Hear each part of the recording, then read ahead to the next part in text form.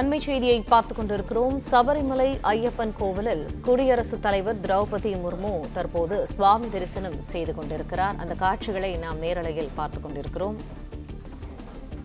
சபரிமலை ஐயப்பன் கோவிலில் தரிசனம் செய்வதற்காக அவர் கேரளா வந்திருக்கக்கூடிய சூழ்நிலையில் தற்போது ஐயப்பன் கோவிலில் அவர் தரிசனம் மேற்கொள்வதற்காக தயாராகி வருகிறார்.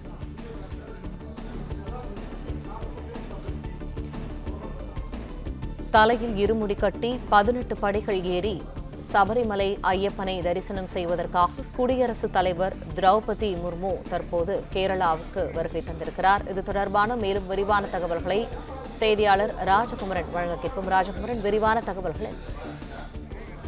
குடியரசுத் தலைவர் திரௌபதி முர்மு தற்பொழுது கேரள மாநிலத்தில் சபரிமலையிலே சுவாமி தரிசனம் செய்து வருகின்றார். கருப்பு உடை அணிந்து சபரிமலைக்கு வழக்கமாக பக்தர்கள் செல்லக்கூடிய அதே உடையுடன் குடியரசுத் தலைவர் அவர்கள் 18 படிகளை இருமுடியுடன் ஏறி சென்று தற்பொழுது சபரிமலை ஐயப்பன் கோவில் கருவறை முன்பாக தரிசனம் மேற்கொண்டு வருகின்றார். சபரிமலையை பொறுத்தவரை அந்த 18 படிகளை ஏறி செல்லக்கூடியவர்கள் இருமுடி சுமந்து செல்வது தேவஸ்தானத்தினுடைய அதிகாரப்பூர்வ ஒரு விதியாக இருக்கக்கூடிய சூழ்நிலையினால் பாதுகாப்பு படை அதிகாரிகளும் கூட குடியரசுத் தலைவரோடு இருமுடியை சுமந்தபடி 18 படிகள் ஏறி சென்று தற்பொழுது சுவாமி தரிசனம் செய்திருக்கின்றார்கள். சபரிமலை ஐயப்பன் கோவிலில் குடியரசுத் தலைவர் ஒருவர் இருமுடி சுமந்து சென்று சாமி தரிசனம் செய்வது இதுதான் முதல் முறை.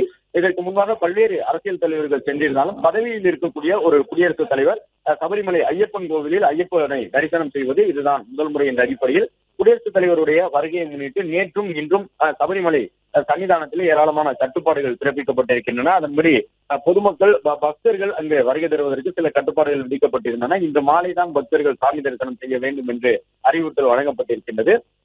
சபரிமலை ஐயப்பன் கோவில் சன்னிதானத்தை சுற்றி முக்கியமான அந்த பாதுகாப்பு படை வீரர்கள் மற்றும் சபரிமலை ஐயப்பன் கோவில் தேவஸ்தான போர்டை சார்ந்த அதிகாரிகளுக்கு மட்டுமே அனுமதி வழங்கப்பட்டிருக்கின்றது. கிட்டத்தட்ட 10 நபர்கள் மட்டுமே சபரிமலை ஐயப்பன் கோவிலை சுற்றி இருக்கக்கூடிய அந்த மேல் பகுதியில் நிற்க வேண்டும் என்று அறிவுறுத்தல் வழங்கப்பட்டிருக்கின்றது.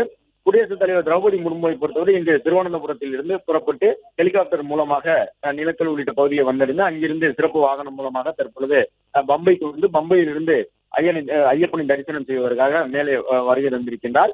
மலை மீது வந்திருக்கக்கூடிய அவருக்கு உற்சாகமான வரவேற்பினை தேவஸ்தான போர்டு அதிகாரிகள் வழங்கியிருந்தார்கள். சபரிமலை ஐயப்பன் கோவிலுக்கு வரக்கூடிய முக்கிய விருந்தினர்களுக்கு வழங்கக்கூடிய அந்த வழக்கமான பாரம்பரிய வரவேற்பு குடியரசுத் தலைவர் திரௌபதி முர்மு அவர்களுக்கும் வழங்கப்பட்டது.